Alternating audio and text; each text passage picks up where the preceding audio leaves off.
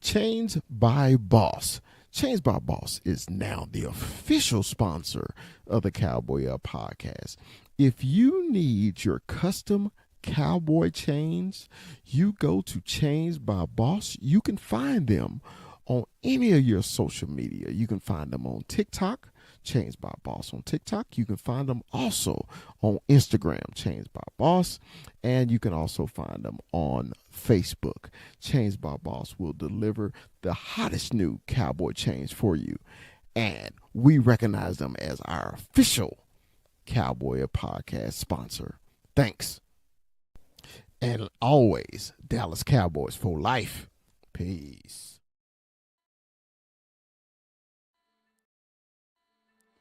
The Cowboy Up podcast would love to welcome Vosqueros Gang as our official sponsor of the Cowboy Up podcast. Vosqueros Game has all your custom stickers, your custom towels, your custom tumblers, anything you need to represent your team, such as those Dallas Cowboys or even those hated San Francisco 49ers. Vosqueros Gangs have you. You can find them on all social media, especially Instagram and TikTok. The Cowboy Up podcast welcomes Vosqueros Gang as our official sponsor of the show. As always, Dallas Cowboys for life. Peace.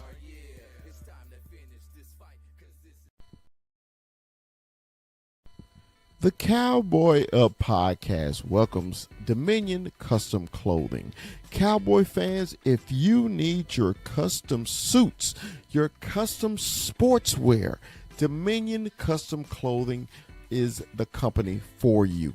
Dominion Custom Clothing also offers a free mobile service to your home, to your business for suit fittings and fabric showing.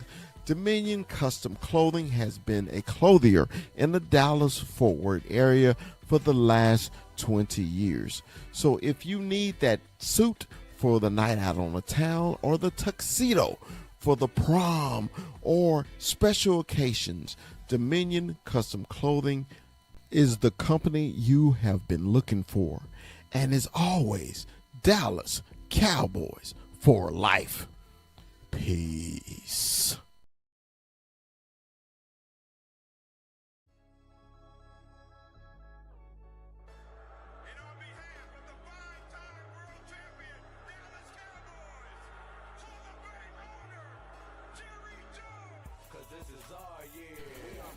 From Stop 6, Texas, it's the big fella. It's Dallas Cowboy Chris. And from the 915, Cholo Town, El Paso, it's our man, 21, Armando, 21. And from the hill country of Texas, Austin, it's our man, Retrofit Sports, Hook 'em, it's Rue.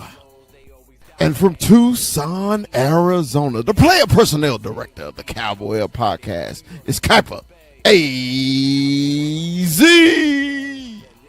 And from the great state of Arizona, he's Mikey 520.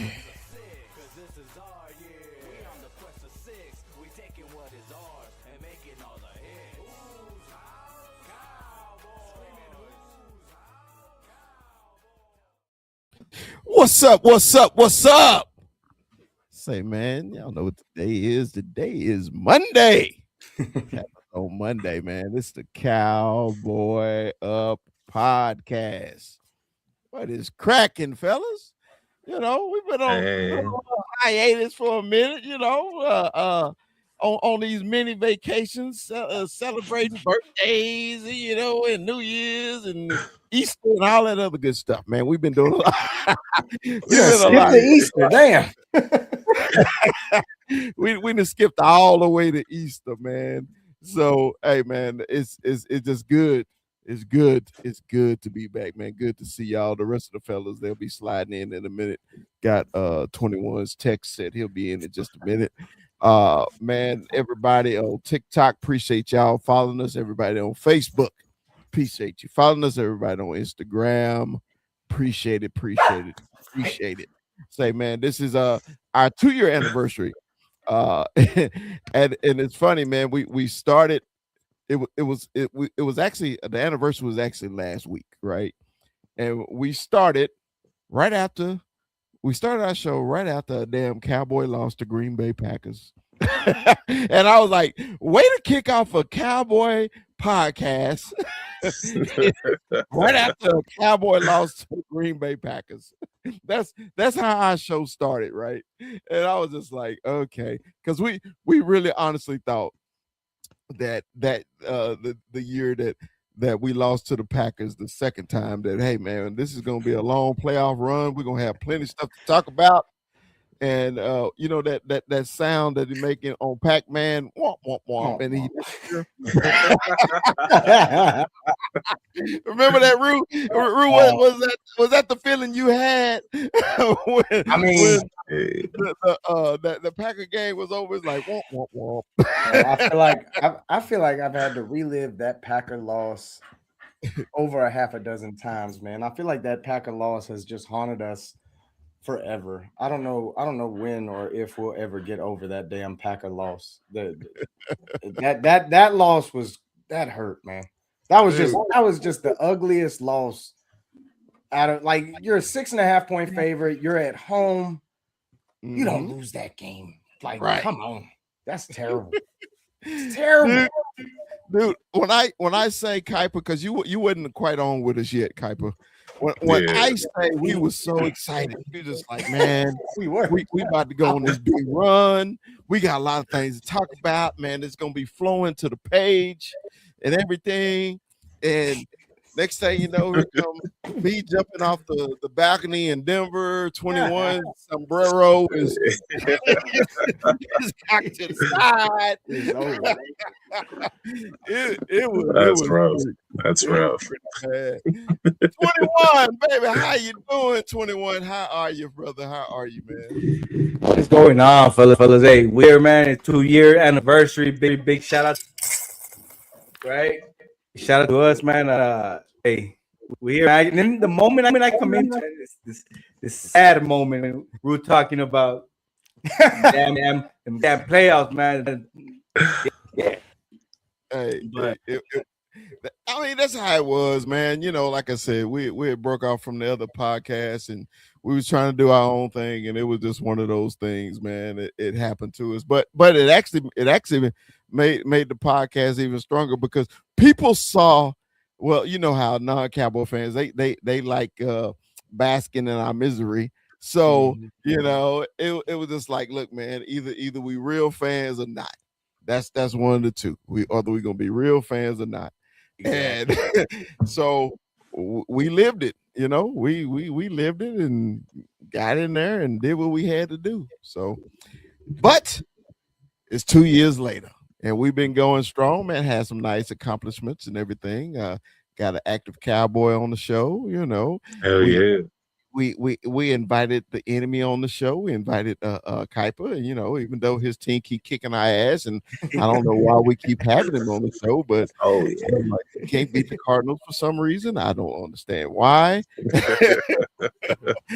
You know, we've had almost destruction of the show, and then come back to life of the show. Man, I think our show is like a mummy. You know, sometimes we go on hiatus, but you know, then we become the Walking Dead again. So you know, can't get rid of us, can they? So man, I know Kuiper only got a short time, but you know, I'm just trying to catch up a little bit. We've been gone for 2.5 weeks, really almost 3. So 21, man, how was the new year and everything, man? Well, I heard you just got back from Cali. We was out in Cali. Little mini vacay, or what do they call it nowadays? Vacations, right?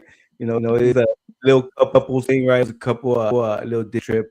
Went out there with family. Got together with big shout out to our man Boots on the Ground, Eric, man. Big shout out to Eric, man. I definitely gotta go check out. If y'all ever Southern Cali, and Eric tells you come check out the taco spot, y'all go check out the taco spot. I'm telling you, man. Prime Yeah, hey, big shout out to Eric, man. That's up, man. It's beautiful scenery right on the beach. But everything good. 2026 is going, right? It's going here. If you guys could see my room, you guys will know that 2026 is going because I got this little toddler that don't stop now, and she's just everywhere. So I got toys all over the house, everywhere. I feel you. I feel you. But you know how it is, big fella. Yes, I know. And then, everybody traveling. Root go on the fifth wheel trip. He pulling trailers all over the Southwest. I don't know why he didn't make it up to the great Northwest. He went and seen everybody but me. I got a little jealous. Everyone. Hey, time out. They're my neighbors. You way the hell up there, dog. Like that's a journey, bro. They a journey, but damn, like I need more time to come up north, big fella. That's a long way in that trailer, man. Well, how was your time away, bro? How was it? Bro, man, Arizona is a beautiful place. I gotta say that Arizona is a beautiful place. I saw some really cool stuff out in Arizona. I gotta make that trip out to the Grand Canyon at some point, but going down south near Benson, seeing what Arizona was like, man, Arizona was dope. The White Sands, that was crazy. You're surfing on that, surfing on them big old sand dunes up and down them slopes. That was wild. The dogs loving the shit because it's just national park after national park out there, and it's not terrible. Outside of that, bro, man, New Mexico is probably one of my favorite places though, because we had to make that stop on our way back. New Mexico is super dope, bro. Just to go from regular weather to hitting the mountain and just being covered in snow, and it's really not cold. Like I'm telling y'all don't know what cold is until you come to Texas and it's a solid 40 degrees, and you're just like, I'm not going outside ever again. And you're like, that's only 40. Come experience this because are 40. I'm telling you that right now. Right. They're 40, they're 50. It's nice, bro. Arizona and New Mexico. And honestly, I wish he was here. Because I did get to run into old Mikey 520 out there in Benson, or in Tucson, actually.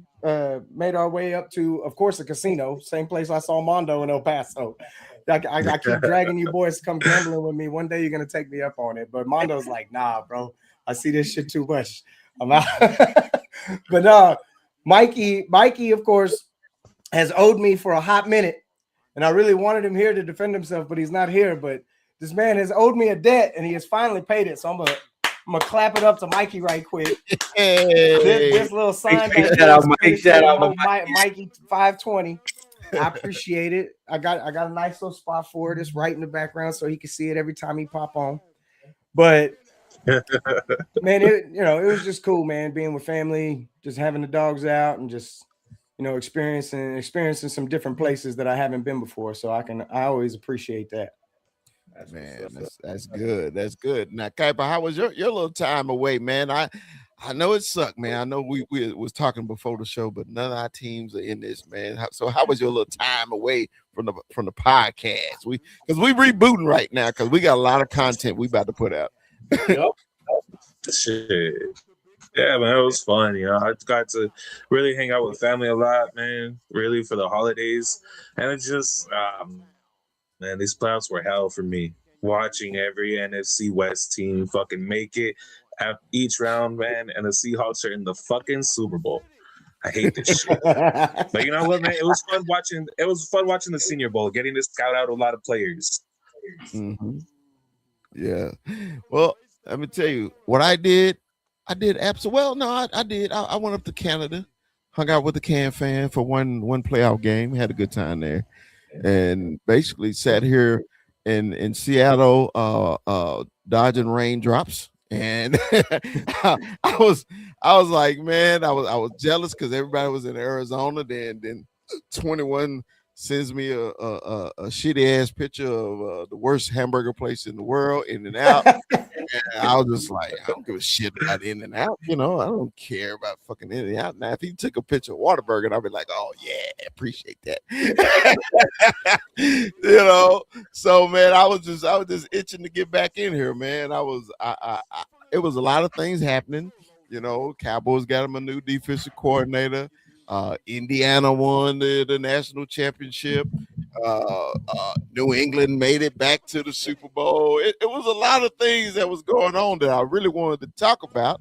But I was like, nah, I'm gonna give the guys their vacation, man. You know, because the NFL season is long as hell. You know, it's really long, and you don't realize how long it is until your team is mathematically out of it, and then be like, this shit ain't gonna never get over with. You know? But then when your team winning, you be like, oh man, is this it? We ain't got more to play for. Yeah, so it really, it was one of those 2.5 weeks where I was just like, man, I was jonesing, man. I was like, all right, we got to talk about some things. So first, I know Kuiper don't have much time because I know he had the boogie. But Rue sent me this, and I'm actually glad he sent it to me because where did I put it? God darn it. Give me 1 second, guys. There it is. All the coaching. Hold on. Get this. There we go. All right. Can everybody see that? Yeah. This is the new coaches in the NFL. Man, everybody got their coaches, right? Everybody's in now. Does anybody got a vacancy? Everybody's in, right? No, this is it. The only one who hasn't taken a spot is Seattle's. What's his name?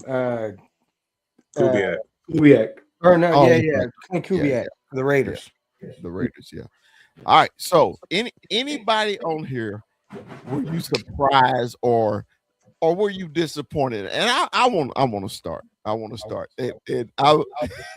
Because I laughed at this not because who it was. I laughed because of their tradition of longevity, right? So when Mike McCarthy got the job for the Steelers, I was like, but the Steelers always hire a 30-year-old and let him coach for 25, 30 years. Nope. Mike McCarthy is what, 65, 66 years old? And are they doing just a quick rebuild? What do you think they're doing, Rue, with the Mike McCarthy thing with the Steelers? The same thing. Just a quick rebuild? I guess, right? Like I don't know. Maybe they didn't see their coach of the future. Maybe they didn't, which is crazy to me because I feel like this is a year where a lot of different people were available. Like some of these hires, man, I'm very impressed with. Some of them definitely raised some eyebrows, but that one was just like, well, he's going to be the shortest tenured Steelers coach in the history of the Steelers coaches. Right. That's because he ain't going to be. You're really going to tell me he's going to be here 10 years? I'd be surprised if you. I'm thinking 5, just because of who they are. Right? It's the Steelers. Yeah. But I don't know. I can't imagine it's any longer than that. Because if this is really your long-term solution with Mike McCarthy, I'm sorry, man. We saw what Mike McCarthy did here, and I get it. Everybody's going to tell me he won you 12 games 3 years in a row. Everything that he did after that just tells me everything that he is as a head coach. He was never putting us in a position to take full advantage of our strengths in those critical games. And that's the biggest knock on Mike McCarthy, is because that's what happens in those biggest moments when he's coaching at, not just here. We saw it with Aaron Rodgers. Like there's times where you're just scratching your head with Mike McCarthy, and it's very shocking to see him go to the Steelers. But he's reunited with Aaron Rodgers. That's probably only one more year too, right? If it even is a year, because who knows what's happening with that? Might come back, might not. No clue. But it definitely made me scratch my head, because I'm just like, bro, you hired like essentially a lesser version of a guy you already had. It's just the opposite version of it. Yeah, like it was the opposite version of it. Like you definitely hired down, at least in my opinion. I'd take Mike Tomlin. I know you have your own opinions about Mike Tomlin, but if you're telling me it's McCarthy or Tomlin, hey, you sure you want to leave? Yeah. Well, I still like McCarthy over Tomlin. You know me. I'm not. I know you're not a Tomlin guy, but I'm sorry. That's wild to me. That's a lateral move at best. Well, yeah, and now I laughed at it, but like I said, I wanna be fair when I say this. Okay, he is a winning coach. He did win here. His last year here, I don't think the front office gave him much of anything to work with. We all knew that he was on his last leg, especially after the Green Bay game. I don't know why they just didn't do it after the Green Bay game. So the next year they don't even give him anything to work with, man. And then that got hurt, and it was just like, oh, he gone now, So that's how I felt. So I just, hey, that this is the only. I'm sorry, this is the second head coach for the Dallas Cowboys to get a job in the NFL. Think about it. Who was the first one? After they left the Cowboys, Wade Phillips, Kellen. Jimmy Johnson with the Miami Dolphins. Oh yeah, Jimmy Johnson. Because you got to remember, get back. Tom Landry. Remember, Tom Landry retired. Okay, Yeah, permanently. The next coach was Jimmy Johnson, right? yeah. All right. So then we go to Chan Gailey's and the Campos and Parcells. He retired permanently. Wade went back to coordinating. None of them. He went to the Texans though. Yeah, he did coach Texans. But it was a tip. It wasn't a head coaching job. It wasn't. Yeah. So the last head coach for the Dallas Cowboys to coach another team as a head coach was Jimmy Johnson, and now it's Mike McCarthy. And I think Mike McCarthy got that job just because he's from Pittsburgh. Kuiper, what you think? I think it was the last ditch effort to get A-Rod to stay one more year. But why? Truly. This is the same mistake they made with Kenny Pickett. If you really look at their roster, right, they have a lot of old players on there. A lot of old players. So it's not really that kind of a year for them to truly rebuild. I think this is, fuck it, one more year with A-Rod and Mike McCarthy. Let's see what can happen. Man, Jesus. I can see if A-Rod was 5 years ago, it's I can kind of see what Kuiper talking about, because where's Pittsburgh draft? They don't really do they. I mean I don't know. We really don't know, but I think they're in a year where it's like they really don't have much as far as draft capital. I mean, I don't know, right? But I feel like they don't have that much draft capital, and then they're just to me it's just hard for me too that they went after Mike McCarthy and go back to what the big fella said, because they're not having coaches for 6-7 years, right? Tenured coaches, and so you get Mike McCarthy, and that was kind of like, okay, he's gonna be there that long? I doubt it, but we'll see. We'll see. I'll tell you what, though, he does bring up a good point, because if anybody's gonna know how to deal with a cap hell like that or with players like that, I mean, because he's right. They're in cap hell. They were the highest paid defense in the league. They finished in the bottom half of the league in defense. They made the playoffs. So draft capital, Mondo's right. I mean, it's in the middle, right? And the latter part. And I don't know where their first round pick stands, or how many picks they have available, but they're pressed against the cap. They don't really have a quarterback. You don't know what's going on with Aaron Rodgers like that. That's a tough job. Yeah, that's a tough job for anybody. Yeah, I mean, they're in a real tough situation. I mean, that is a real by Kuiper too. Yeah, I mean, that's a huge point to bring up, because that's definitely. I mean, I get it. It's the Steelers, but how attractive is that job? Yeah. Hey, can you look at his resume now? He ain't head coach of the Green Bay Packers, the Dallas Cowboys. That is wild. Steelers. When I say 3 royalty franchises, right? Yeah. I'm like, Jesus. How? Hey man, he got some great interview skills, don't he? Right. I'd be curious to know how this one went, because I'm sure it was much different than the one with Jerry. Yeah. So the other core, the one that killed me. Now this is the one that killed me, man. Hold on, I'm sorry. The John Harbaugh to the Giants killed me. Oh, not because they hired John Harbaugh, it's because they hired John Harbaugh. That makes sense to y'all. It makes sense. It makes sense. And the reason y'all know I am Michigan through and through. Harbaugh is whole family is Michigan through and through.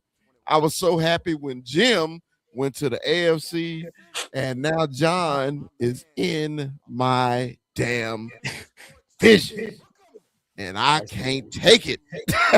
I don't like it. And I was listening. I had to go to Sneaky's podcast, and I had to listen. Right, bro, they are already talking Super Bowl. They're winning the Super Bowl, and I was just like, "Oh, so that was the only thing y'all was missing was a coach." Okay. So the only thing that guys was missing was a coach, right? Okay. All right. So they already chalked up what they win 4 wins, the four games, because that fourth one was against us that we basically sat our starters and you know Dak didn't really need to play anyway. So they they won 4 games. So they said they got a new coach, and all of a sudden, John Harbaugh is going to get them to the Super Bowl next year. I want y'all thoughts. Kuiper, we'll start with you. It's not going to be next year, okay? But if I'm going to be honest, he's probably the best head coach in the division right away.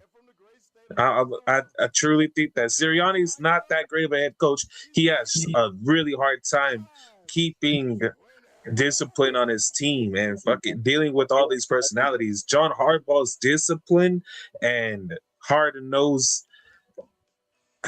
personality and attitude really is going to resonate with this entire team. I truly think he has the personalities and the personnel right now to make a good impact. They're not going to be a playoff team. I don't think they'll wins, but I love the move, honestly. Now, I agree. I did love the move, but I hated the move because, hey man, I didn't know what Baltimore and what Buffalo was thinking when they let their coaches go. Okay, Buffalo was stupid. I just didn't understand. And then when Baltimore literally just said, "Hey, honey," when Baltimore literally just his owner just said, "Yeah, we fired him." Not we parted ways or we was let him walk. He said we fired him. Rue, why did they fire John Harbaugh? Why? I honestly I don't know. And I figured just change of face, maybe. And it really don't even make sense because they went and hired a defensive coach. It'd be one thing if you went and gotten a young offensive-minded head coach. You went and hired a DC. Mm-hmm. So I don't really understand the move. You are taking a shot with a young guy, in Baltimore now. Obviously, that's can be a tough division at times, but it's really crazy to me, and I really hate the fact that we have to play against a team led by John Harbaugh twice a year. And the fact is that team's got pieces, and those pieces are going to get healthy next year, and they're going to be a better team next year, and they're going to be improved because of what John Harbaugh does with that team. That defense is going to be heavily improved. I guarantee you that you're going to see a change on that side of the ball. And I know all the people in the comments are going to be telling me he's special teams coach. Tell me how Baltimore's defenses have played in years past. The guy knows how to hire the right people. A lot of his guys just got jobs. Look at Todd Monken back in Cleveland, head coach. I'm just saying, man, John Harbaugh is a leader of men. And when you do that, and when you are that, and you're in a new building, I'm just curious how he's going to handle himself in New York, because New York is a different animal, especially when it comes to media. But when it boils down to, man, he's got experience. But I will say there's only a handful of coaches that have multiple Super Bowls with different teams. Yeah. Say whatever you want, especially if you talk about next year, like you're acting up. Stop it. You won 4 games last year. I don't want to hear that nonsense. But I'm not saying that there's not potential. I'm not saying that. I'm definitely not saying that. That defensive front, nasty defensive front. Malik Neighbors, good receiver, could be great. Might be even better. I don't know. But if he can stay healthy, that's really what's going to matter there. And Cam Scatterboo, at least for a couple years, bro, I tell you what, I hate playing against him twice a year. Yeah. That kid can run. That kid can run. That kid is everything that I thought he was going to be, and I let everybody second guess myself. But damn it, that kid's got real heart, and if he can stay healthy, whew, he's dangerous too. Yeah.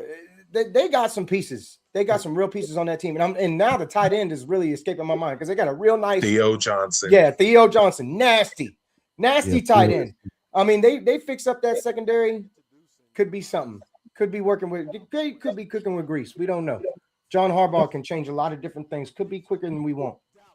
Yeah. So this is why I'm frustrated about it. Because man, the guy can't coach. And now let's give the Giants some sympathy. They did have a lot of the key players hurt last year. They had a lot. Okay. They had a lot of games they lost on the last possession of the game. Okay. They did. But I don't think John Harbaugh is going to get them to the Super Bowl next year, like they kept saying. I was like, that just ain't going to happen. But the reason I did like the hire, because it put pressure on my team. Because the Giants ain't going to be a doormat no more. Where we already chalk it up to the win. We see the Giants on the schedule. Oh, that's a win. We can't do that no more. You can't. So, there's nobody in the East right now we can say, hey, it's an automatic win just because John Harbaugh. That's why I said I like the hire, but I didn't like the hire because all of a sudden it ain't an easy win no more. It's not. So we got to play. So and like I say, and the only other one that I was confused about it was McDermott in Buffalo. I was like, okay, he didn't cause them turnovers. His quarterback did that. You just can't give the ball away in the playoff on the road. You can't do it. You just can't do it. And they gave the ball away, man. They had Denver beat 4 times in that game, bro. They had Denver beat 4 times, and this year. And it was a trip, man. I said I was doing my playoff predictions and everything, and I said this is the easiest road for the Buffalo Bills to get to the Super Bowl this year. Even though they have to go on the road, it's still the easiest road for them to get there. And they go to Denver when it wasn't snow and ice and everything. It was a pretty. I think it was 65 degrees in Denver when they played. And they get the ball away 4 times against that defense, bro. And then they fired their coach, and I was like, I don't think that was a justified firing. 21. What you think about Buffalo switching their coach? Yeah, with McDermott, that one was so surprising. I think everybody was right, especially just the coaches. I think he's had some wins, and he's, I don't know. I didn't see it. I didn't see. The firing, why it came, right? But just ultimately, I think it comes down to players' decision. Like I feel like the players always kind of have us too, like just maybe there. Maybe it was something they just wanted to, go another direction or something. But but to me, real quick on the John Harbaugh, I'm with you guys as far as like. Them just becoming better, but I think it's more just becoming better with the coach. I think it's those players we're seeing the Giants kind of get younger and so I'm with you, big fella. It's not we can't chalk that up as a dub no more. It's more of a mark now. Yeah, I'm a little pissed off about it, but it is what it is. All right. So I want to look at this list one more time, Rue, and tell me on the list, Rue, who are you more excited about, or who should we be worried about on this list?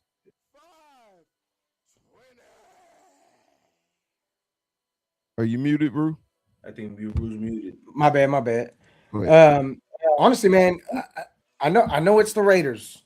But Clint Kubiak feels like he's getting into a really nice spot. Kevin Stefanski in Atlanta is getting into a really nice situation for himself too, in my opinion. And real quick before we skip to this, I got to touch on Sean McDermott and the Bills. Maybe I'm the only one, but I called for that man's job last year. And I wasn't shocked by this one bit. The only thing I disagree with is, number one, why does your GM still have a job? You have probably the worst GM in the entire league. They should have been fired in tandem. If I was the owner of that organization, I'm calling both of them in, and I'm like, y'all can go to hell. Because, you might have drafted me Josh Allen. Yeah, you might have banged your hand on the table for Josh Allen. But every decision you have made since that one has done nothing for my damn team. Nothing. There isn't a single move. Von Miller, TJ Watt, drafting the Cookie Monster in the first round, Keon Coleman. There isn't a single move that you have done that is worth a damn. So he need to go too. He need to be gone. Him double down on our GM today. I was just like, oh, so you just dumb. And I'll tell you this, that is eerily similar to the Dallas Cowboys. Because notice who they hired. This dude has been there the whole time. Yeah. He is homegrown, baby. Right. This is like they just went from the OC, promoted his ass. Like, here you go.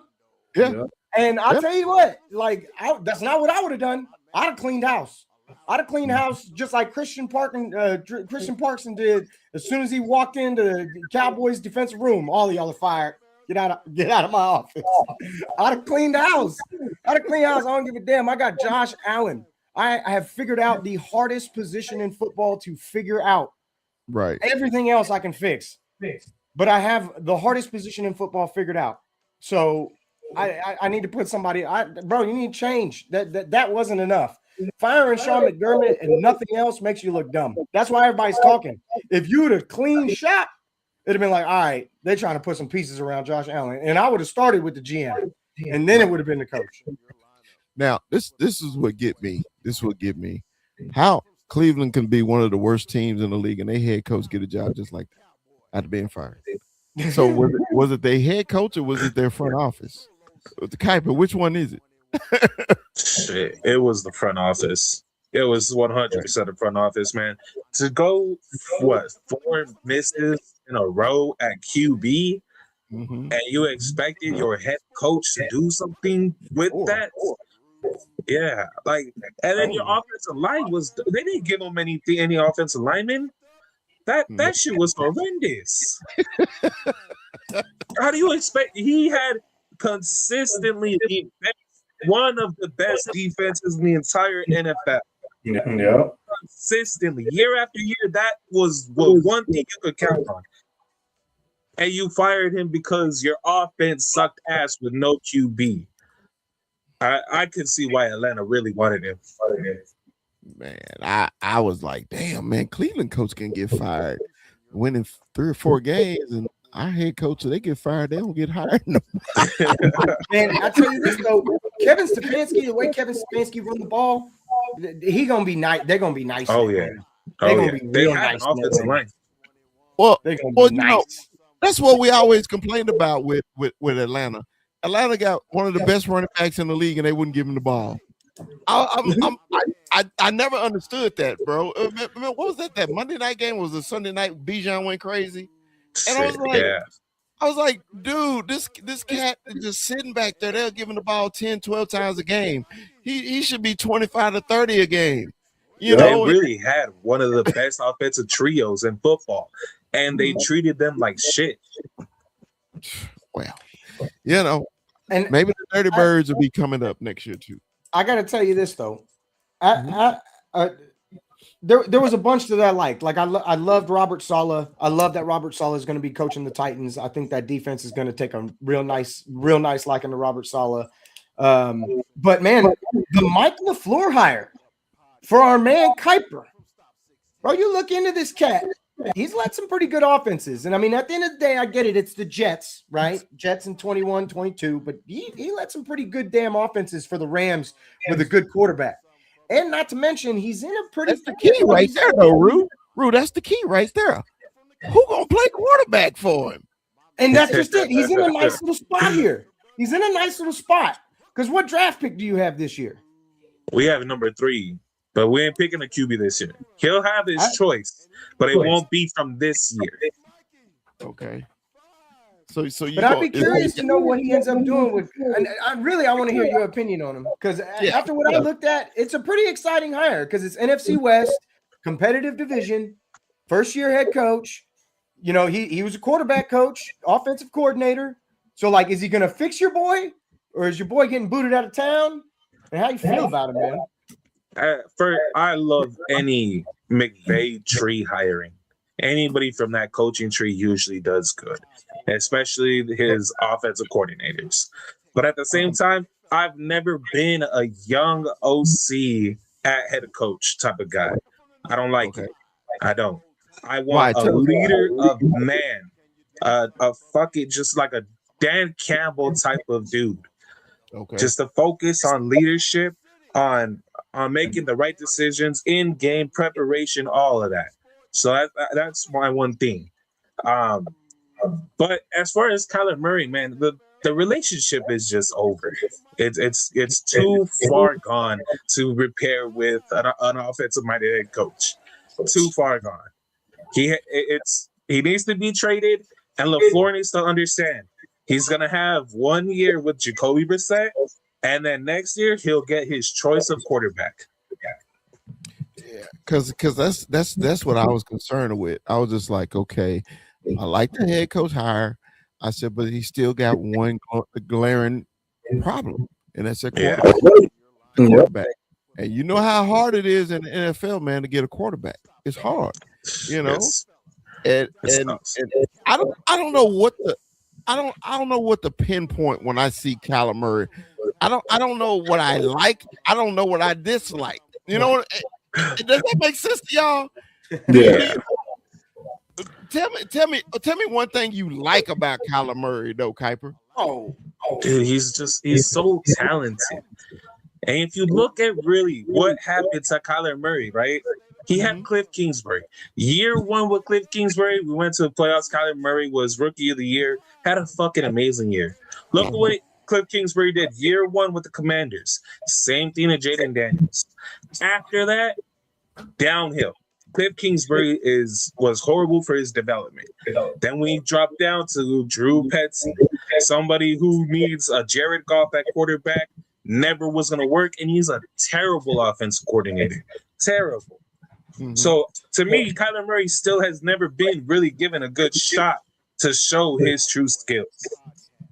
Now, McVay's offense, I don't think is the right offense for Kyler Murray either, but I can tell you one thing. He gets somebody who knows how to work with his style of play. Kyler Murray is going to have that Sam Darnold year. Okay.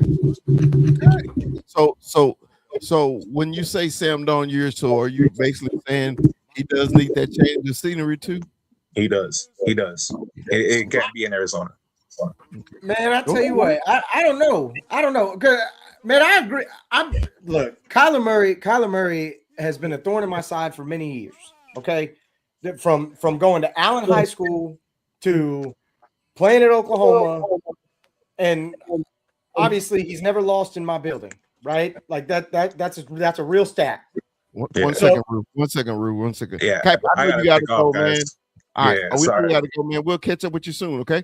All right, thank you guys. All right, go ahead, finish. Well, I wanted him to hear this mostly, but I'm just saying, like, Kyler Murray can make any throw. I think the biggest problem with Kyler Murray is, man, have you decided if you really want to be an NFL player yet? Like, that's really where I'm at with him. Because he has the skill. The kid's got speed. He's got really good. He's got great arm strength. He can put the ball wherever he wants. The real question is, are you going to play Call of Duty, or are you going to do this football thing? Like that's really right with him, because it's just a question of, you know, he's had a lot of different people in that building, and is this the guy who can fix him? When it comes to running McVay's offense, bro, he can make those throws. He can definitely do that. The beauty of him is he can even move a little bit for you in that offense, which I know and I can for it. So I don't know if his place is going to be in Arizona. He might never pick it up because at the end of the day, if you can either be Ezekiel Elliott or you can be Derrick Henry.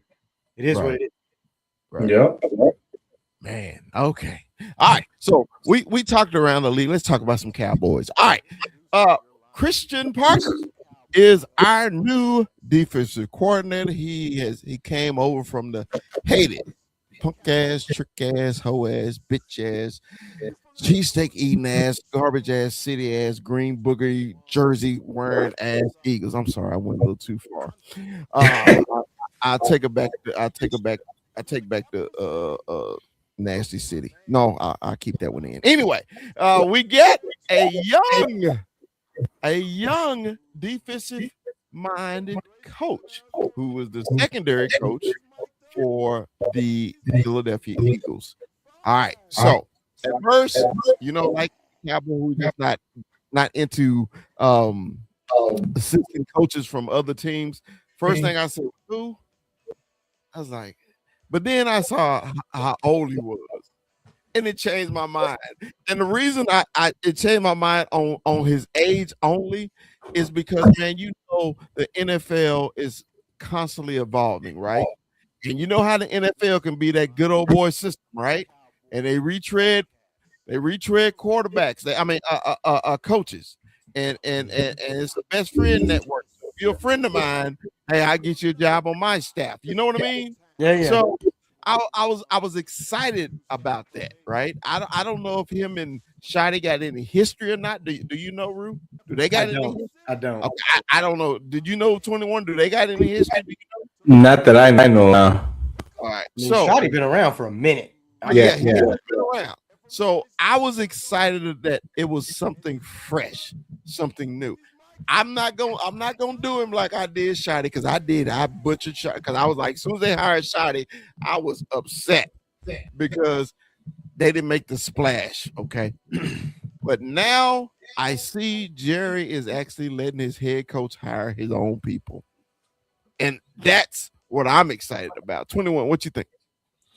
I get you talked about it. You touched on it earlier about I think I don't know if it was Rue or somebody that talked about where he went in there and pretty much told everybody, look, we're gonna start new. A bunch of the coaches were out, so right away he set the tone.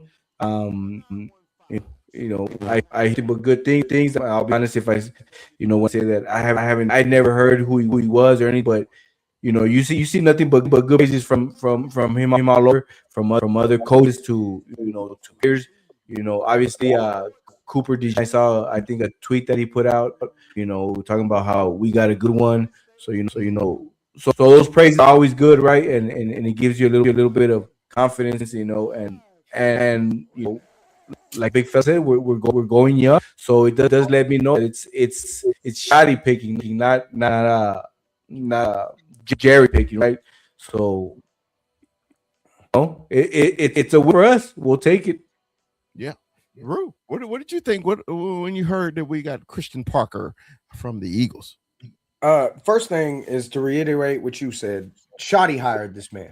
Shotty was a part of the process. Shotty was a part of the interview. Like, Shotty had a big influence on bringing him in. That's huge for me, number one. Number two, this man fixed the Eagles secondary. Do we remember how bad they were? They were trash. They were trash.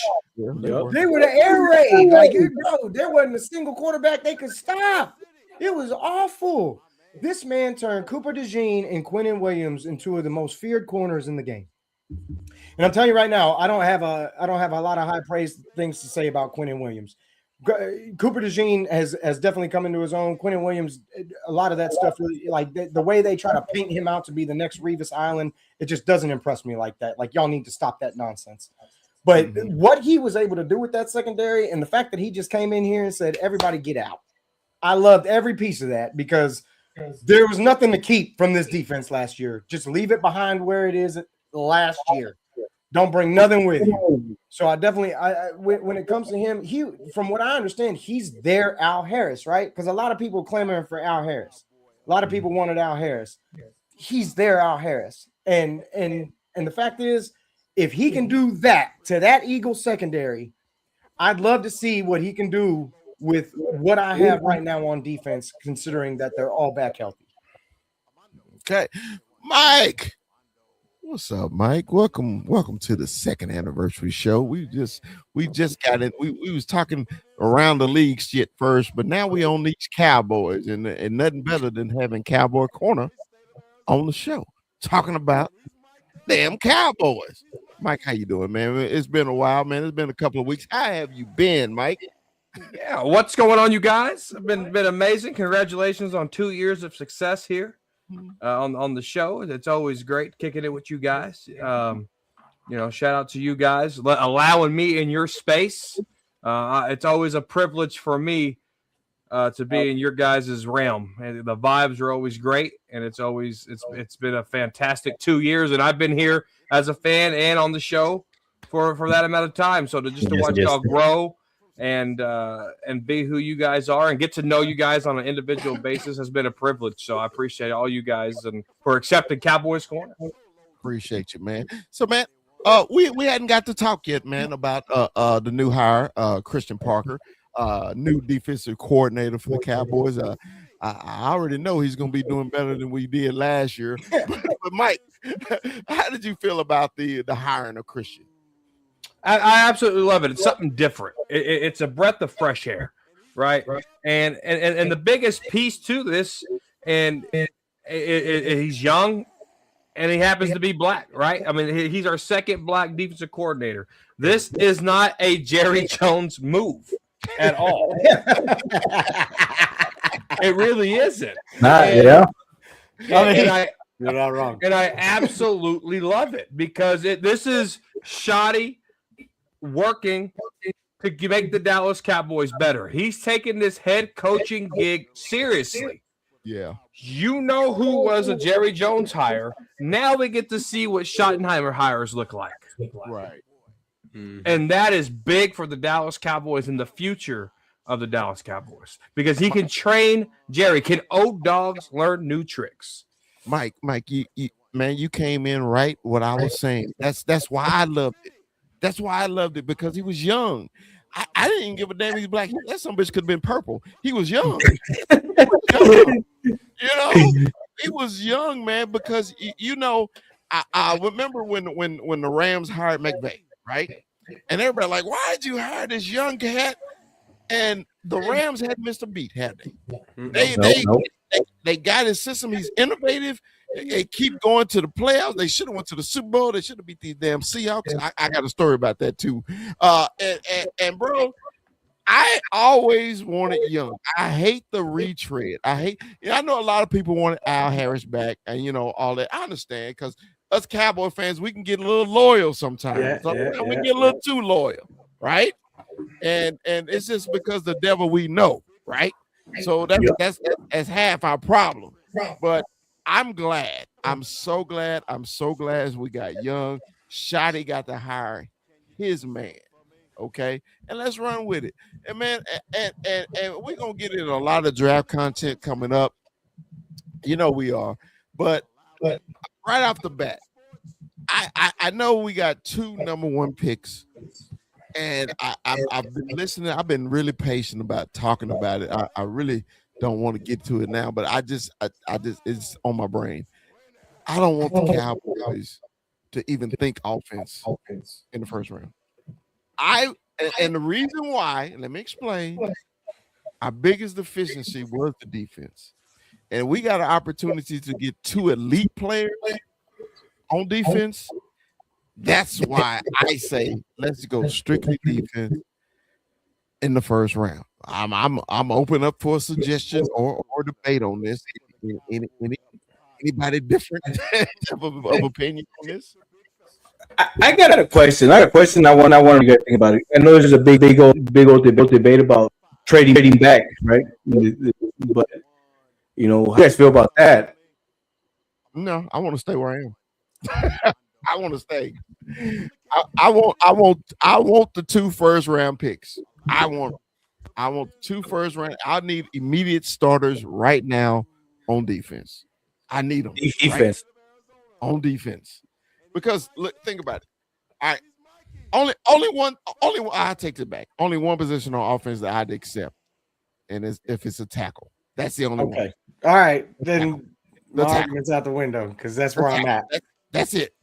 If we get a top 5 tackle at 20, okay, all right, I'm good. But if he ain't there, nothing but defense. That's how I feel. Go ahead, Rue.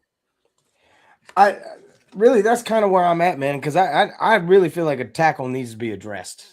I understand that we drafted one. I don't know what's gonna I don't know what's gonna happen with the guys that we have. I don't expect Terrence Steele to make it through camp next year, or through March or what have you. When's the cut? Corner knows that better than I do, but tackle. If it's not defense, it's tackle, and I feel like it is something that needs to be addressed because I feel good about the inside. It's just tackle. I feel like it is an eyebrow raiser for the most part, even though we did see a lot of rotation, some depth, but definitely would like to see that the position improved if we do anything other than defense coming up with those first 2 picks. Corner, how you feel? I am extremely nervous for them to draft defense. Okay, tell me why. It's 2020 to 2025. They drafted 30 players. One committed suicide. So that leaves 29 players. 20 of those players are not on this roster no more. That means 9 players are on this defense right now. They have shown me when it comes to evaluating defensive talent, especially in the first round, they can't do it. And I'm okay with picking at 12. Now, the only tackle that to me is worth that 12th round pick is the tackle from Miami. That's it. That's the only tackle that I would take at 12. Now, if Caleb Down is there, you can't mess that up. If Ruben Bain is there, you can't mess it up, right? But the Cowboys have tendencies, and I'm still going through this draft process, so I don't know who has injury history. I know Jeremiah Love just, hurt his ankle at the Senior Bowl practice on Thursday. That could be a Cowboys move. Oh, my God, we stole Jeremiah Love because he tore his ankle up, right? And so now, let's say they strike gold at the 12th pick and they get Caleb Downs, right? Mm-hmm. I don't have faith that they can do it again at 20. And I don't want to sit at day 2 with my hands on my ass, right? Mm-hmm. I would rather use that pick to get a 2nd and a 3rd round draft pick somehow. Because I'm terrified that the Dallas Cowboys have these 2 draft picks. Because they're going to screw it up. They're going to look at their track record. Will McClay does not know what he's doing. Mike, you said you were terrified. Oh, I'm terrified. They're going to screw this up. But let me ask you this, Michael. Does this change with the new coaching? You got a younger coach staff. You got. I know they still have their draft side or whatever, but I mean, we talk about drafting defense. Do you think that our new defensive coordinator gonna have a word, or do you think he has an eye for talent? I know you talk about not having an eye for talent on defense, right? So changing now that our coaching staff is kind of younger and different eyes. I would agree with you, but Mike McCarthy got ruled out of favor for offensive lineman in exchange for Mozzie Smith. You know who outruled Mike McCarthy on that? Will McClay did. So it terrifies me that we have a young defensive coordinator that might just. I mean, look at Schottenheimer's demeanor in his first draft with the Joneses. He was quiet every time the war cam was in there. He was like this, like the good boy that sits in front of the bus. But Mike, you don't think Tyler Booker was a Schottenheimer pick? And the reason why I said that, because in Schotty's interview, he was talking about toughness and everything, and I remember we said on this show, he pimping his hand. He wants to run the ball. Yeah, he wants toughness, right? So I thought Tyler Booker was a Schottenheimer pick. I think Schottenheimer. I think he's in favor with the ownership right now. He got to hire his own head coach. I think Schottenheimer is going to be like, look, man, we need defense. I think we got it here on this side. We need it. You don't think the Joneses are gonna give him some leeway in this draft? They'll probably give him more leeway, yes, but Will McClay still has the final decision.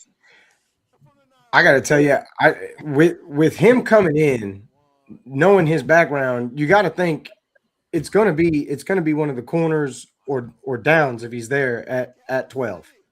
I mean, that's my assumption. It's going to be some sort of DB at 12, and then at 20, I mean, just take your pick on what you want, but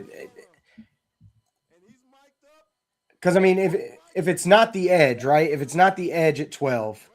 Knowing how involved this coaching staff is going to be, if you do go corner there, you got to think that he was heavily involved in it. Mm-hmm. I would assume anyway. If they do, you got to think that he had something to do with it. Yeah. That Shotty or no, Parker Christian, yeah. Because I mean you got to assume they brought on young secondary coach, to be the OC, to be the DC. I mean, we said it last year how they were pimping their hand. This could be another one of those things. Or, I mean, maybe it's at that 20 spot. I don't know. And maybe it's not like obviously then it wouldn't be him. But, secondary in this draft, from what I understand, is pretty deep. And I mean, we haven't really dived into it. We're just giving it. I mean, it's just a little taste. But I mean, ultimately, you have a lot of depth at that position coming out this year. And then, I mean, if you're going D end at 12, I'm not really mad either. Because, I mean, it's something that needs to be taken care of, especially after what we saw last season. You're not going to get what you need on a consistent basis from Houston, and it's not going to come from Sam Williams either. So go ahead. No, the reason I was going to say defense, man, because we went out and get a fresh new hot defensive coordinator. We got to change our whole mindset of how the Cowboys operate, and I hope Jerry has been doing that. So if he's going to do that, he got to change his mindset on how he's going to draft these players and who to draft to. So if he going to give Shotty leeway and Christian Parker, the new defensive coordinator, leeway, hey, get the people. We got the picks now. Remember, we gave one of the most exciting defensive players in the NFL. He's gone. Whatever it is. You love him, you hate him, whatever, he's gone. But we still we noticed it was no replacement. Our corners sucked. All this stuff was a downfall. I think it was a snowfall. Everybody on the defensive ball side played bad. Overshown still wasn't hell. You can tell because he always popped off the screen. He didn't pop at all last year. He's still hurt. I don't care what nobody say. Every damn linebacker on our team absolutely sucked. So only bright spot was Quentin Williams from a trade, but then the trade was 2 weeks too late. So that's why, man, I'm just so focused on the defensive side. I really do. I just think they got to hit. They got to hit. They have to hit. Can I throw a wrench in it? Go ahead. What if they did something like just ridiculous? What if at 12, and I mean, he's too old. I wish I could think of somebody else off the cuff, but what if you just traded high profile DN for your 12th pick? They do the Max Crosby thing, or they go after another high profile DN on a contract year or what have you. It's only they one. Screw it up. It's only one. They screw it up. Terrified. You're terrible order. Jerry would call himself and say, "Is Mingo available?" and send the Cowboys 12th round pick. He'll trade himself for Mingo, huh? Oh no! Trade Mingo back to his. I mean, the thing is, I get it, right? I get it, but they haven't. Would you say as of right now? Obviously, it's early. Would you say the Quentin Williams trade is a miss? I don't think. Or do you see? Well, here's how I can't answer that until I know what our record is next year. I'd say, tell me this. Going into this year, knowing that you have 2 first-round picks, the second-round pick, compared to what we were going into at the start of 2025, you think you're going to feel better about this one or compared to how you felt about the last one, or do you think you were better off last year? Because honestly, as we sit here today, I feel like he made the right decision. And I feel like all these moves are going to come to fruition, and you're finally going to get these guys back healthy, full off season, and you're poised for it. Like the Eagles are going to fall apart. It's just it's only a matter of time. They can't even they literally had to pull some guy out of the dumpster to come work for them. It was ridiculous.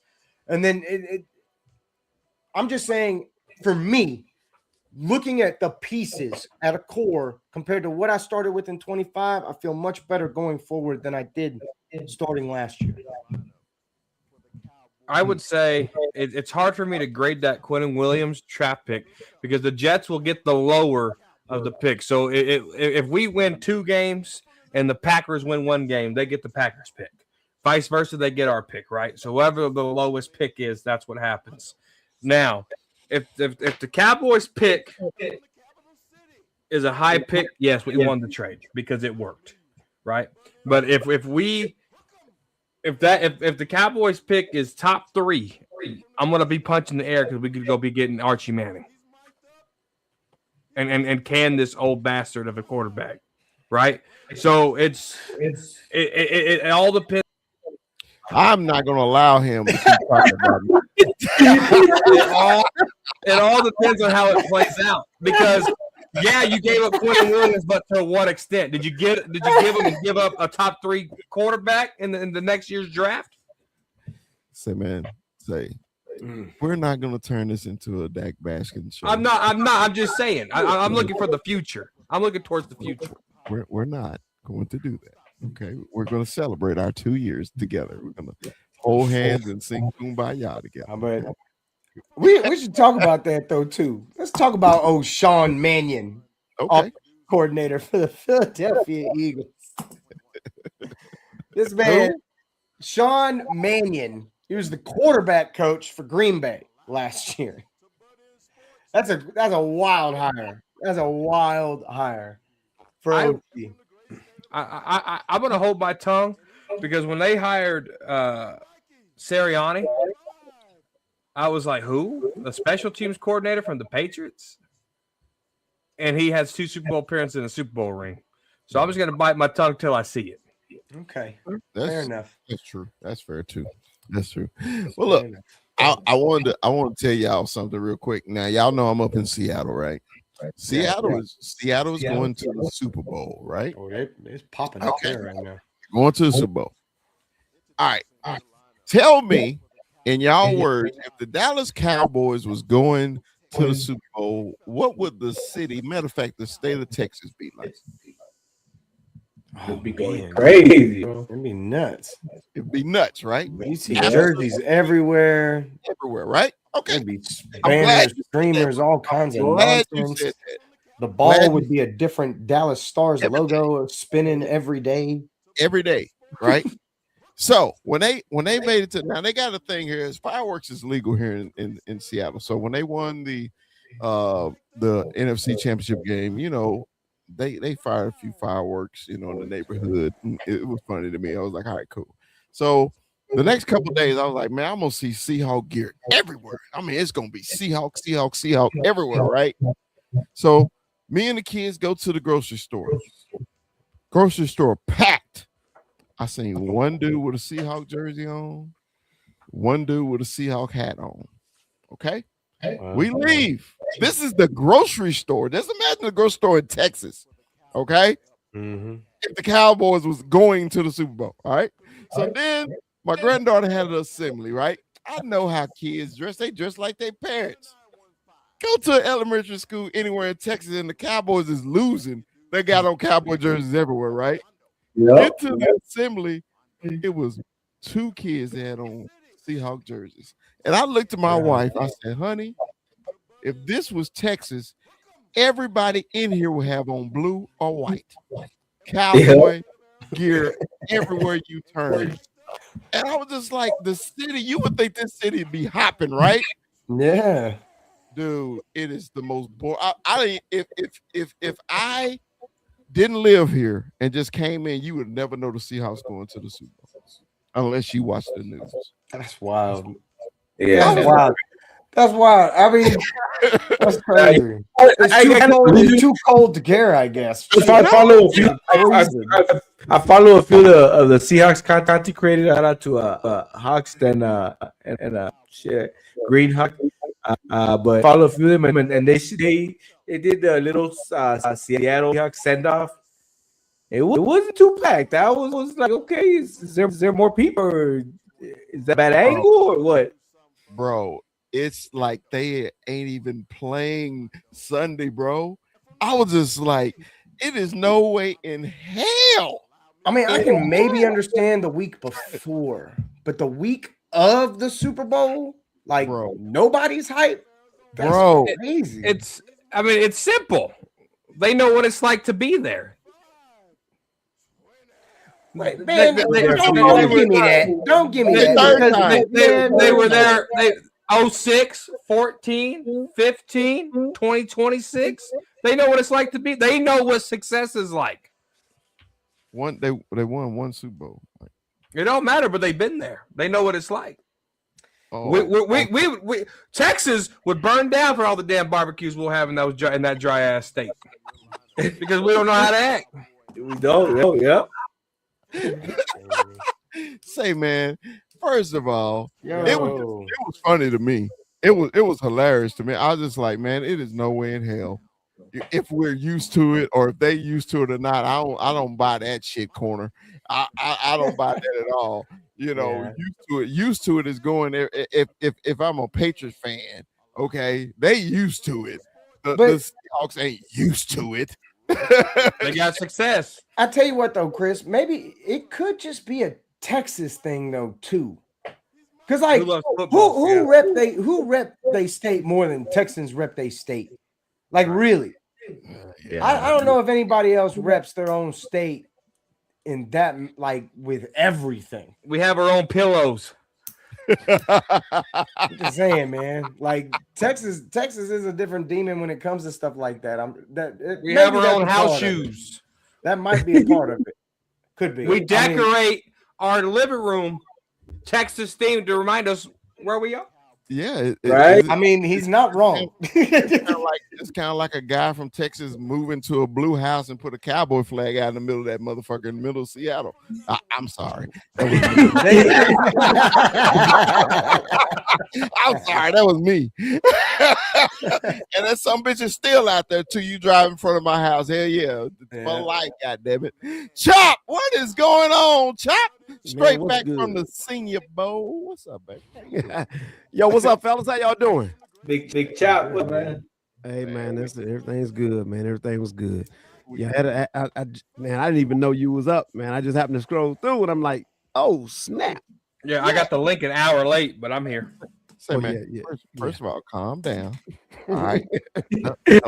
He said, relax. Relax. You know, if we didn't want your ass here, you wouldn't get a link, right?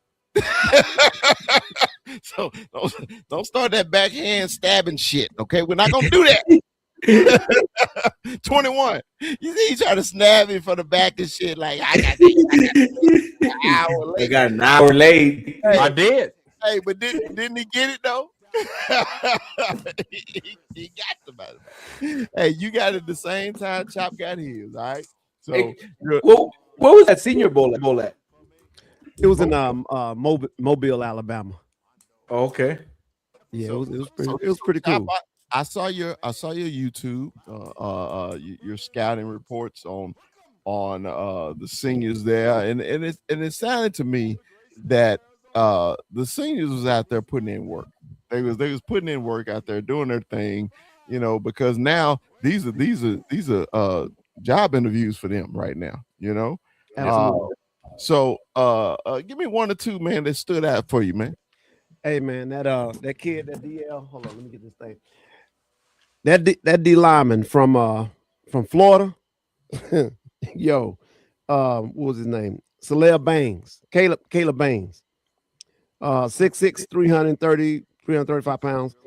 Yo, that dude, hey, the guy, I don't know if they had the right offense, huh? Ruben Bang. Ruben from Florida? Yep. Okay. I thought it was Saleh Bangs, but okay. Hey man, I don't know if they had the right offensive lineman out there or whatever, but he could not be stopped. He was a freaking load. He was a load. And it was another kid out there, Tim Keenan from Alabama, 6'2", 320, and I put it on my show. This guy played bigger than what his height size was. They couldn't move him. I mean, they just couldn't move him. But those two guys was definitely stood out. They'll be in the late first round, I think. Well, Banks will. Banks will. Well, no, Cowboy. I don't mean Banks. Banks. Saleh Banks. Not Ruben Banks from Miami. I'm talking about Saleh Banks from Florida. Check him out, 6'6". He's a big he that dude. He's a D lineman. I mean, he's a one tech. If he's there at 12, it'd be hard to pass up on that dude. That dude is a load. And I know we kind of solidified that line, but he was a load. I went out there looking for, the cornerbacks, linebackers, and the edges. That's who I kind of wanted to see. But this guy was just showing up everywhere, man. I mean, they had a few cornerbacks out there that was pretty much represented. I was out there, ran into Foots the King out there, and Zach and Chris. So I kind of hung out with them a little bit. But hey, man, they got some corners in the draft now. Yeah, because that's one thing I do like about the Senior Bowl. And I actually like drafting seniors.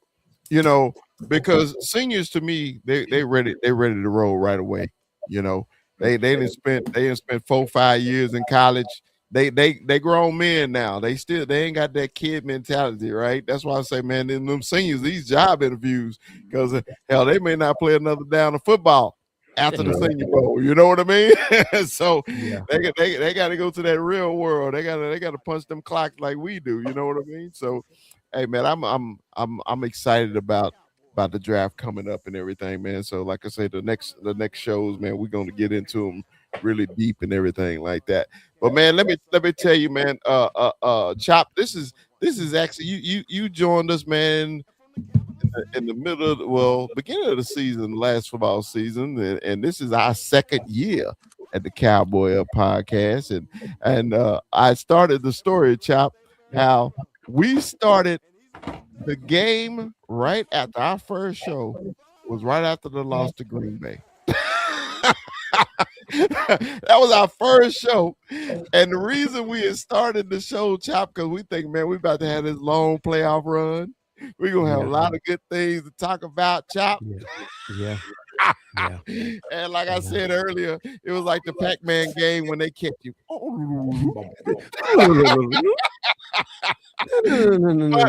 But we fought through it, man. We hey, it's always Cowboy stuff to talk about. So always. we fought through it, man. And we just appreciate the people who followed us over from the old show. The Cowboy Huddle. Shout out to G, the number one Cowboy fan, Hampton. Shout out to him. I gotta get with him too.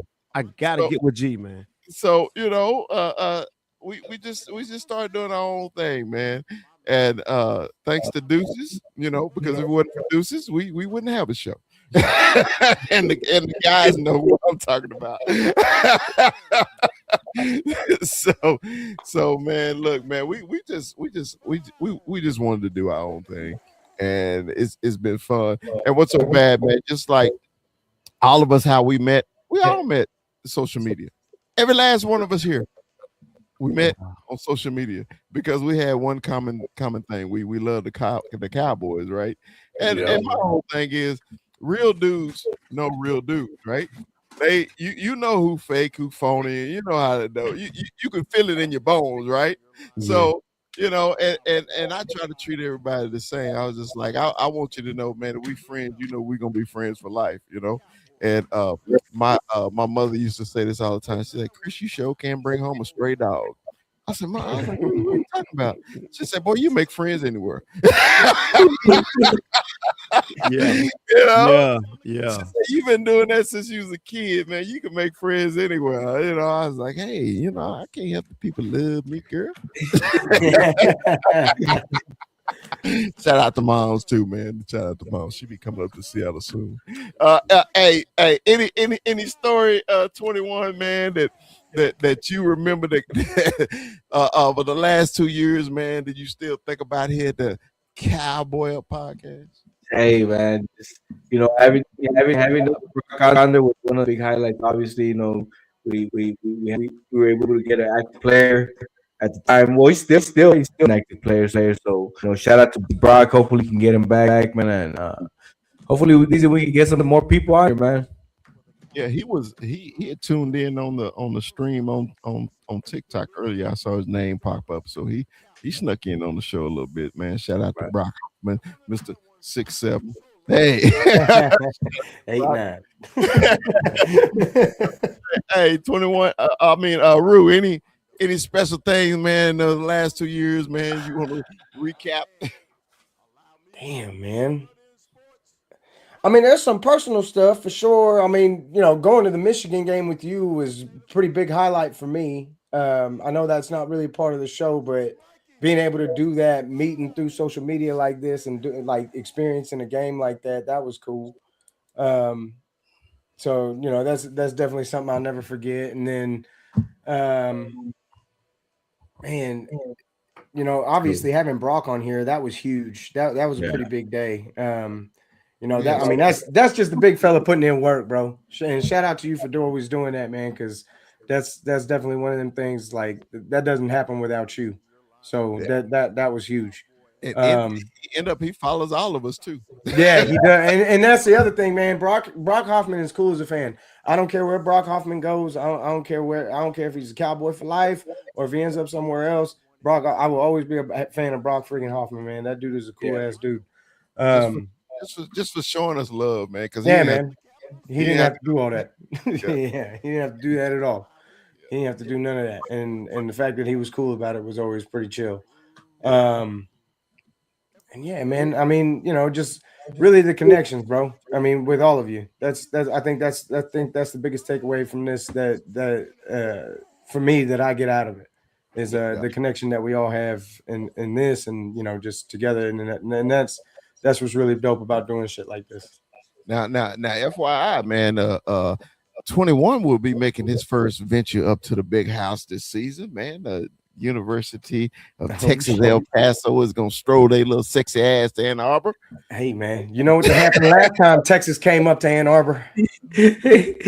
Yeah, buddy. That was a different Texas team. Hey, you never know. You never know. We might witness Appalachian State 2.0. That's not gonna happen. The miners will not.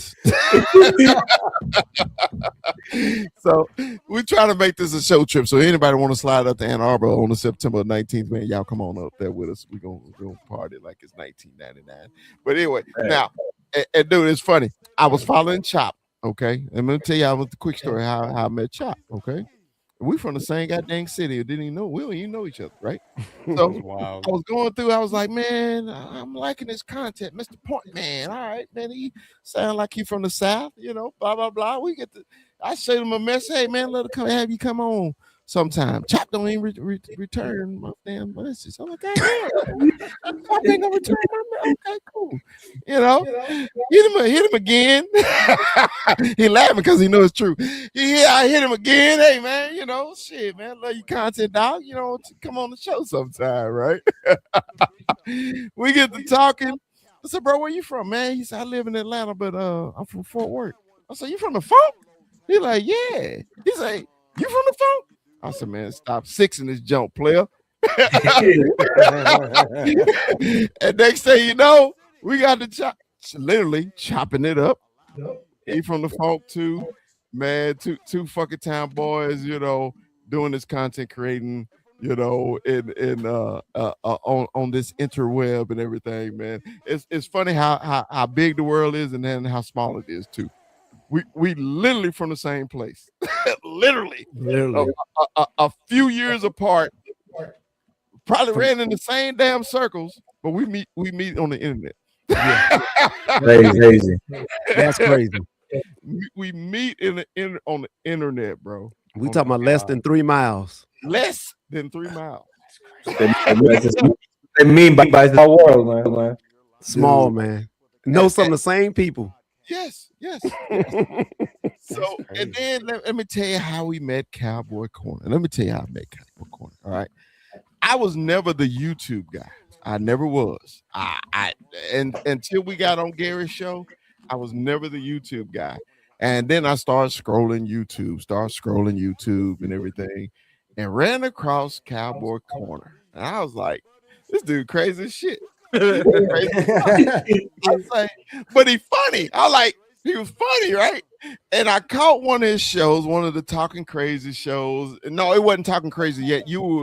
Was it the Frisco? No, the other show before the Frisco Report you was on, Mike. What show was that? What's the name of the show? You got to go way back in the memory bank. I thought it was called something else, Mike. What was your first show called? Mm-hmm. He been on so many. Anyway, I saw him. I say, that dude crazy. I said, I like Mike. And let me tell you why I fell in love with Mike. Mike is a Cowboy fan, but he's not a Cowboy fan. But he's a Cowboy fan. Whoa. Let me explain. He is the harshest critic of the Cowboys I ever met. But he loves it, man. If you ever watch his simulcast of the game, he is so excited. He's excited. He cheers. He loves them. But don't let them fuck up. Mike will rip them apart like he don't even know them. And I was just like, that's why I love him. He'll come on this show. Micah, his whole thinking of the Cowboy, the way he thinks about the Cowboys is totally different the way I think, the way 21 thinks, the way Chop thinks, the way Ruth thinks. And I think that's why when we created the show, I always wanted the barbershop format just because we can disagree to agree. You know what I mean? Cowboy Corner dislike the play of our quarterback. I love the play of our quarterback. Okay? But we still want the same goal. We want the fucking Cowboys to win. You know? So, just the way we come to it is different.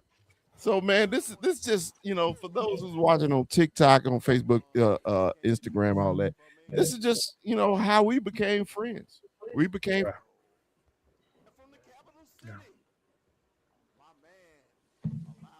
Oh, he didn't froze up. He talks about Cowboys Corner and his internet don't know what to do. He broke the internet about Cowboy Corner. That's a lot of power in there, a lot of energy in there. Man. But it's been a crazy ride with the fella, man. When I got to meet him on a personal level, it was for a Cowboys game. And dude invited to his house, and ever since then, it's been his, man. I mean, the big fella. I've been out to us in Seattle, so it's pretty nice out there. But, man, I gotta make that trip up north, man. Because I got a couple buddies up there, man. I got a friend of mine that has a bunch of family up there. He always tells me, bro, you got to go up there, bro. We can go elk hunting and all kinds of nonsense. I'm like, bro, that'd be dope. Bro, and then I'm gonna be able to go. And they play next year. They play in Seattle. So and it's a dope ass place. I saw them pictures too. I mean, the lake and all the other stuff that's out there, man. Seattle seems dope as hell. West Coast is so different, though, man.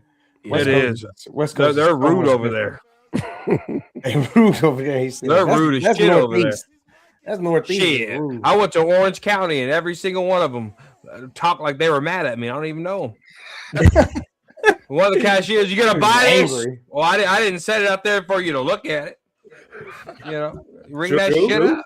Ring that shit up. Corner not lying. I've been out there. My son was out there in Fort Lewis in the Army, and I went out there. I'm like, dang, these jokers. What did I do? Yeah, like they hate that you came over there. Right? Like, why you here? Mad you're here. Like, yeah. I told my son, I'm like, dude, and I've been out there twice.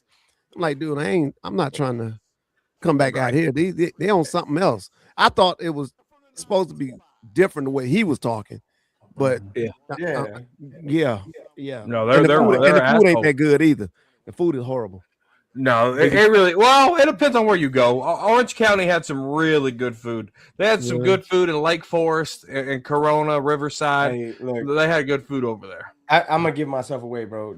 That's some of the best Persian food on this side of the map. I'm telling you that right now. They got I love your room, but fish, right? they got some killer ass Persian food. And before you say anything, I don't know what you mean by Persian food or if you've ever tried Persian food, but it's basically just steak and rice and beans and shit. Like it's not. Oh, Mongolian? I used to Mongolian. No, not Mongolian food. I mean, bro, shit. Give me some kubi there, some rice, some tomatoes. You said Kubiak, like the coach of Denver? It's like a ground beef skewer that they cook over an open fire. It's got like Persian onions food and peppers and shit in it. It's fucking delicious. It's not Indian food now. It's not that stupid shit you done seen. It's some other shit you haven't tried yet. It's all that street stuff. They cooking up with their feet. Hey, bro, I'm telling you right now, it's just delicious. Hey, I checked all my packages and make sure it wasn't assembled in India. Check all your packages. TikTok made me look at food totally different. For sure. I might try some Persian food. Look at that. Yeah, he said he got a dog on the stick. Yeah. But all I know, but like Maybe I said, not. I'm gonna give myself not. away with that. But you got some Persian food out there that's really damn good, and not every kubi there is the same. I'm telling you that right now. What are you calling it? Kubi there. How you spell it? Koobideh. That's not on here. Wow. Oh, Iranian is Persian? Yes. Oh, I didn't know that. Okay.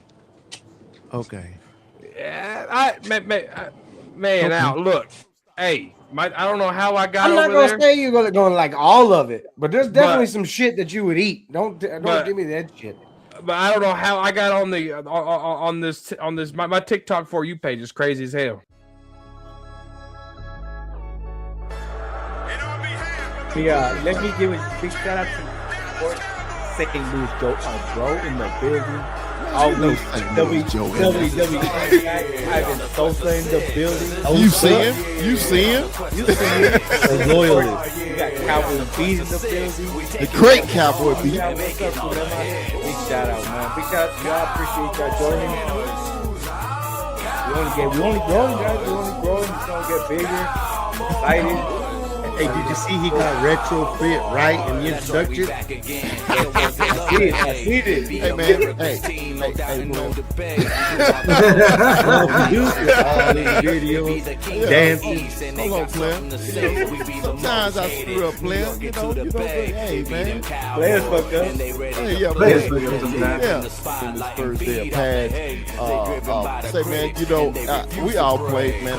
It's just something about that first day. Ain't nothing like it. It is nothing like it, man. Because now to me, tomorrow tells the truth. Hey, but tomorrow tells the truth. Let me tell you about